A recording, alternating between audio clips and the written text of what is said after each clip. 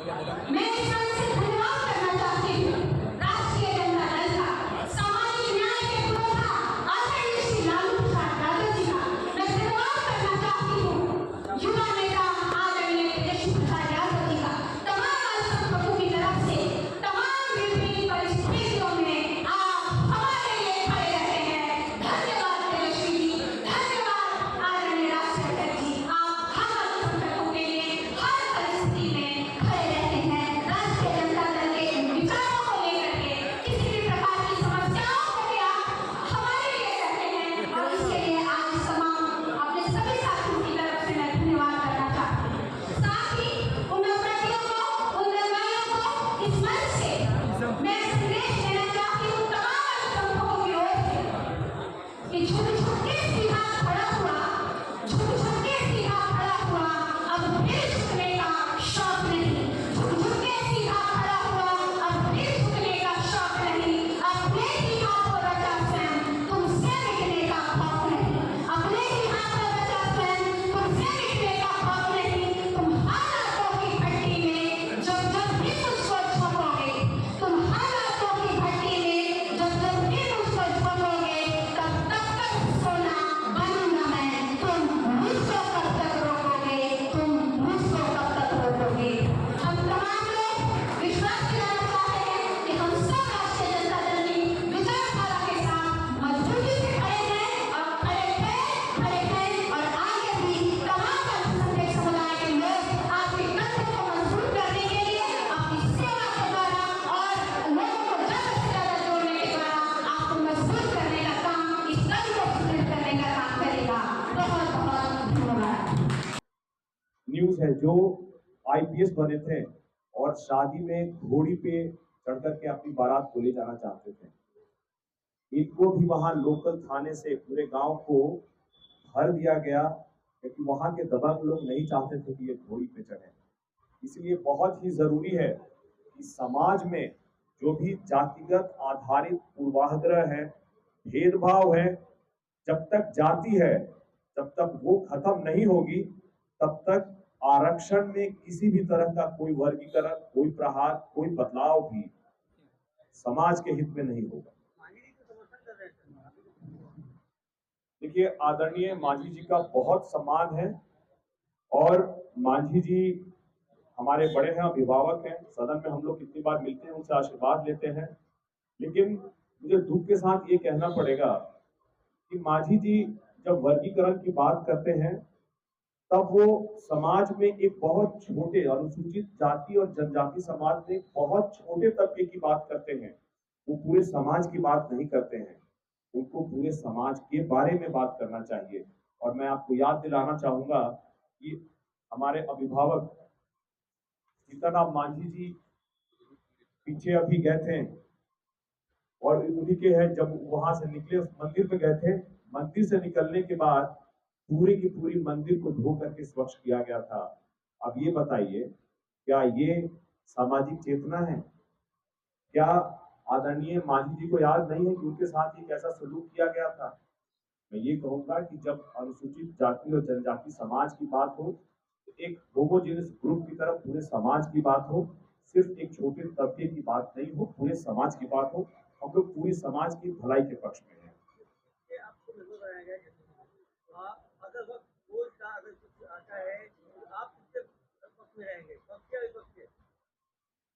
देखिए, ये जो वक्फ बोर्ड अमेंडमेंट बिल आया है, ये वक्फ बोर्ड की प्रॉपर्टीज को, जो डोनेटेड प्रॉपर्टीज होती है, दान की गई संपत्ति होती है, उसको एक बेहतर तरीके से मैनेज करने के लिए आया है।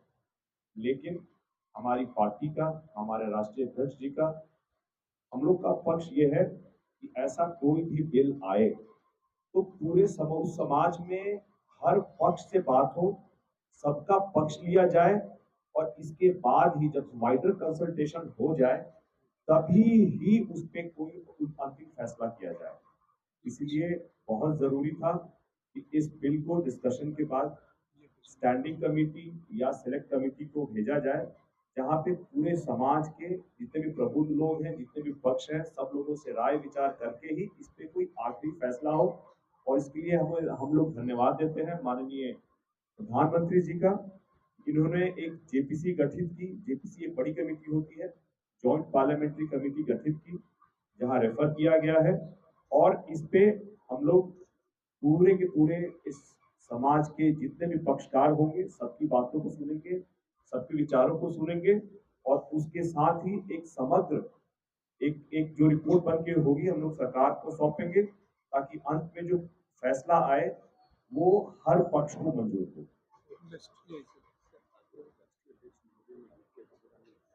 जी जी जी।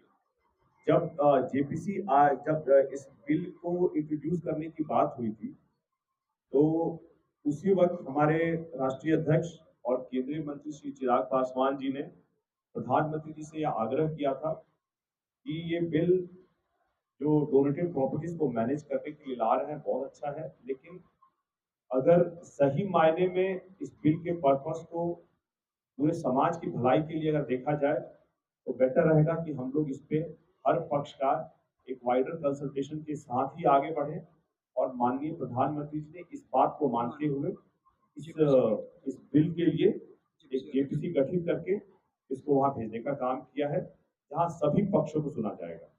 चुनाव को लेकर जो बिहार में होने वाला है उसको लेकर क्या कुछ रणनीति है, क्योंकि आरएलजेपी एक सीट पे दावेदारी कर रही है।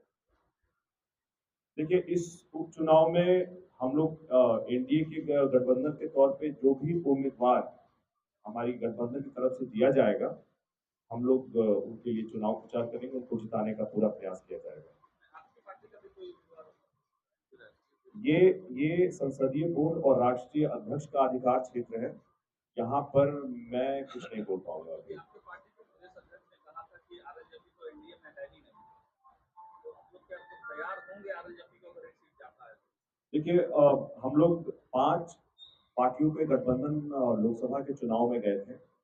उन पांचों गठबंधन के अलावा कोई और भी पार्टी अगर इस गठबंधन में है तो वो चुनाव में कहीं न हमारे लिए काम करते हुए दिखे, न गठबंधन के लिए काम करते हुए दिखे। मैं तो ये कहूंगा कि हमारी गठबंधन के प्रतिकूल उन्होंने काम किया था, इसीलिए मुझे नहीं लगता कि वो इस गठबंधन में है और अपनी गठबंधन में हमारी तरफ से जो भी कैंडिडेट होगा हम लोग उसके लिए प्रचार करेंगे।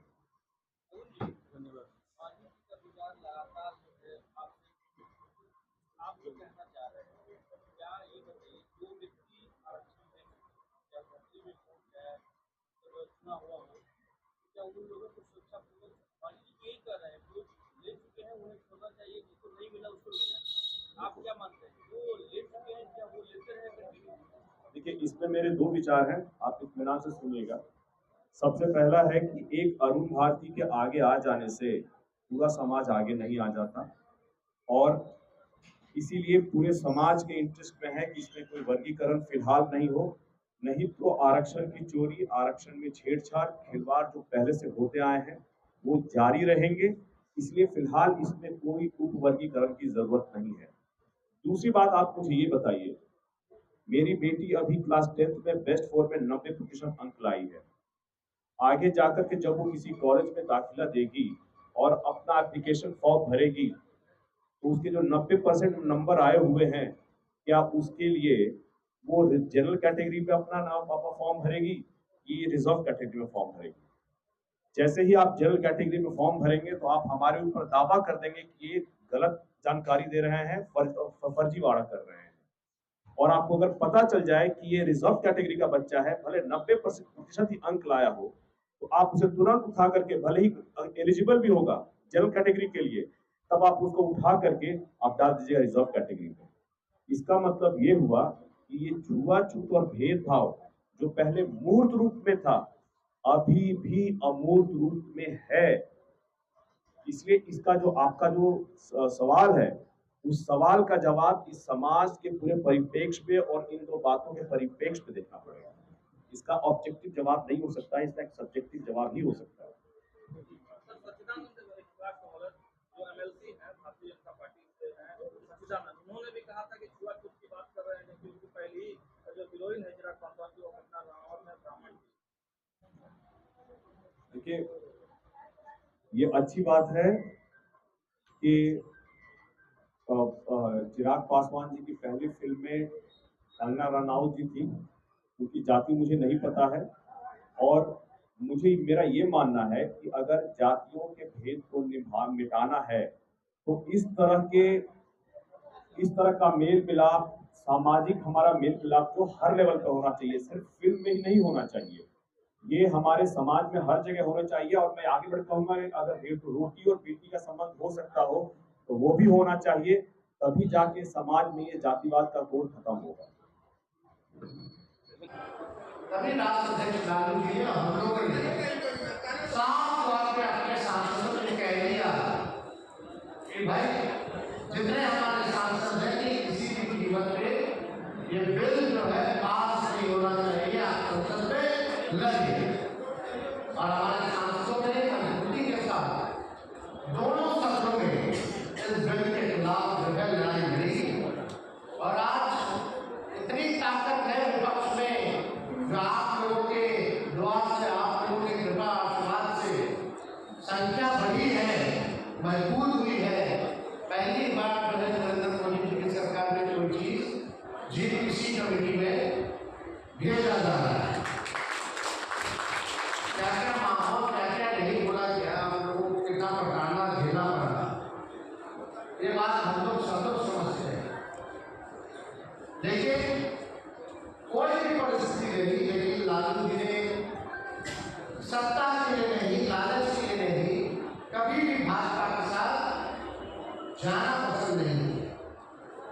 चाहे केस मुकदमा हो, जेल हो, हमारे पूरे परिवार पे केस मुकदमा हो, भारतीय अपना काम जो है आंकड़ों के कहने पे वो करता रहता। हम लोग कहते थे मेरे घर ही दफ्तर खोल,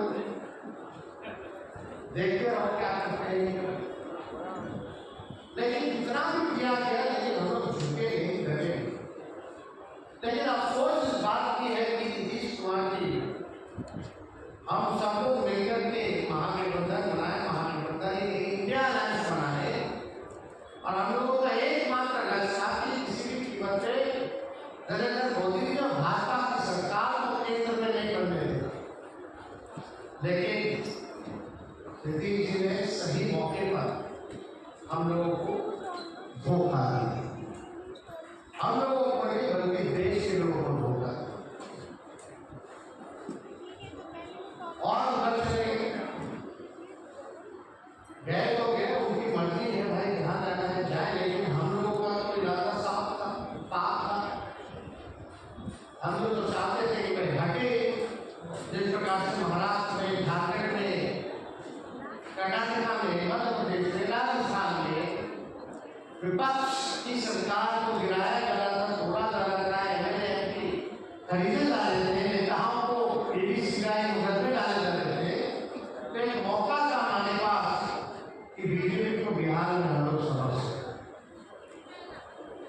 पहले भी किसी ने धोखा किया था 17 में, लेकिन उसको जानते हुए फिर भी हम लोगों ने एक ही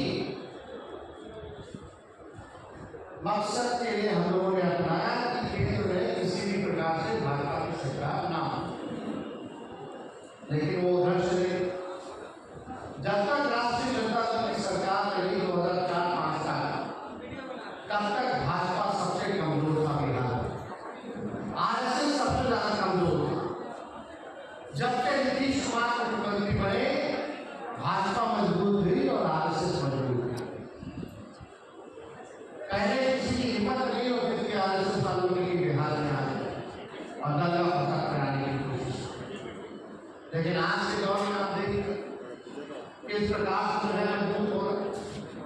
हमको कुछ कहना नहीं, आप सब लोग होशियार हैं, सब लोग आप लोग जानते हैं कि देश में क्या चल रहा है, राजनीति में क्या चल रहा है। हम बस आप लोगों से ये कहना चाहते हैं कि जब लालू जी नहीं करे सामुदायिक शक्तियों से, तो उनका लड़का भी लड़ने वाला नहीं। आपके अधिकार, आपके सम्मान के लिए हम हमेशा लड़ाई लड़ते रहेंगे, चाहे कुछ भी हो जाए। हम डगमगाएंगे नहीं, डरेंगे नहीं। निरंतर से आपकी लड़ाई को, आपकी आवाज को उठाने का काम करेंगे।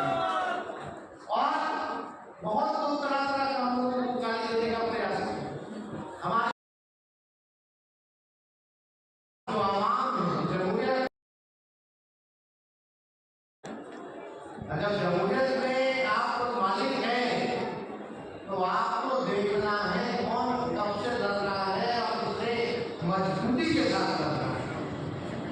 हम बस आपको इतना कहना चाहते हैं, अगर आप सब लोगों का आशीर्वाद आप लोगों को हुआ, अगर आप लोग ताकत दीजिएगा तो बिहार में 25 से जो सरकार होगी वो राज्य में बदल वहां होगी।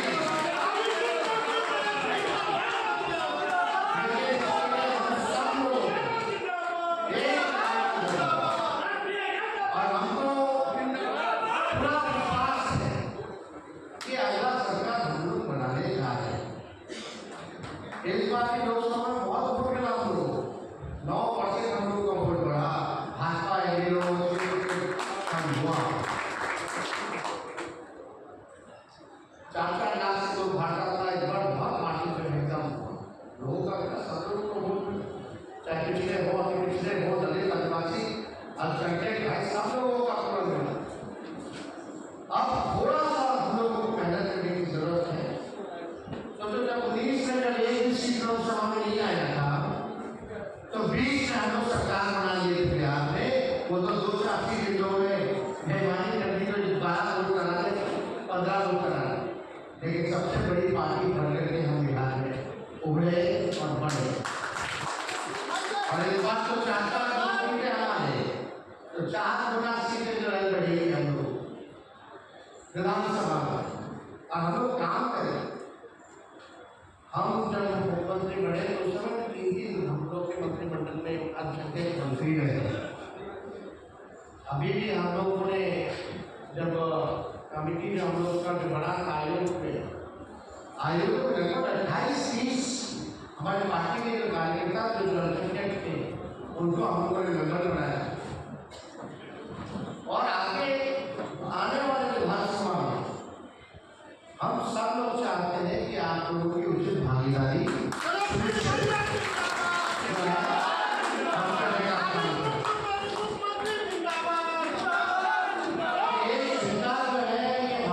छोड़ दीजिए और ये भरोसा आप लोग कीजिए कि उचित भागीदारी आप लोगों को दिलाने का काम आने वाले विधानसभा में बीजेपी करेगी।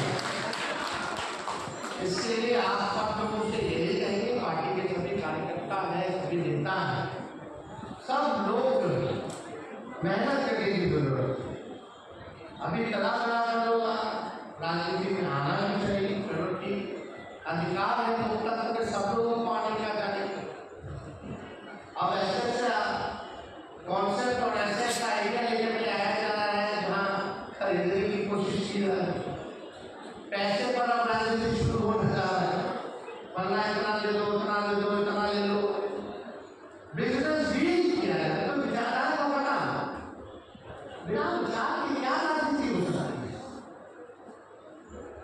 इतना साफ नियत से विचार के क्या राजनीति की जा सकती। हम तुमको बना देंगे, तुम बन जाओगे, इतना तो महादेव नहीं कहते। सावन सर्व है तो वही बात है कि सबको बनाने वाली बात। अरे बढ़ेगा तो 243 में बनेगा। अब चुनाव लड़ने वाला कितना लाखों में मिलेगा, कितना बढ़ो। ये सब केवल भाजपा के लिए काम किया जा रहा है। अब आप सोचो आपकी लड़ाई कितनी बड़ी ताकतों से बिहार सरकार, भारत सरकार, मुख्यमंत्री, प्रधानमंत्री, बिहार का कैबिनेट, केंद्र का कैबिनेट, पूंजीपति, बीजेपी मानसिकता वाले मीडिया लोग, अधिकारी लोग, सब लोग हैं। और आपके साथ लोग बोल रहे हैं तेजस्वी लालू जी के साथ कौन है?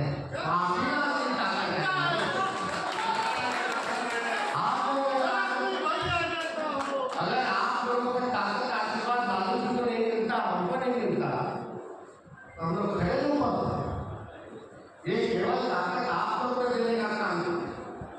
और आप लोगों से यही कहना चाहते हैं, इसको बरकरार जब तक मंदिर पे हम लोग नहीं पहुंच जाते और जिस दिन मंदिर पे हम लोग पहुंचेंगे सबका कल्याण करेंगे, सबका काम करेंगे, सबको जवाब मिलेगा, सरकार करने के बाद अपॉर्चुनिटी हो जाती है। नहीं, हमारे चाचा क्या कहते थे जब हम बोलते थे 10 लाख नौकरी देंगे, बोलते थे कहाँ से लाएगा, अपने बाप के पास से लाएगा, बोलते थे ना बोलते। और जब हम उनके साथ मुख्यमंत्री बने तो 5 लाख नौकरी कैसे मिल जाएगी 17 महीना में, और 3 लाख नौकरी प्रक्रिया गुजरा करके आए। अब हमारे जाने का बात क्या होगा, पेपर लीक हो जाता, नीट का पेपर लीक हो रहा, शिक्षक बहाली का पेपर लीक हो रहा, नौजवान भाइयों के साथ खिलवाड़ कर रहा। हमने कहा मानदेय को बढ़ाए, मानदेय को हमने बढ़ाया, स्वयं समूह हम लोगों ने कहा था आरक्षण को बढ़ाएंगे, 75% आरक्षण कराया, हम लोगों ने कहा था जाके आधारित गणना कराएंगे, उसकी गणना हम लोगों ने कराई। सारे काम जो हम लोगों ने कहा उसको हम लोगों ने किया 17 महीने मात्र। और एनडीए की सरकार 17 साल, बताओ कौन सा ऐसा काम किया। पुल गिर रहा है, कैसे गिर रहा है, हल्का सा बारिश हो रहा है, पुल एक महीना 2 महीना में लगता है। आप देखिए पूरा 17-18 पुल जो है कौन किस पे हो रही है। तो आप हम लोगों को इस चीज पर आए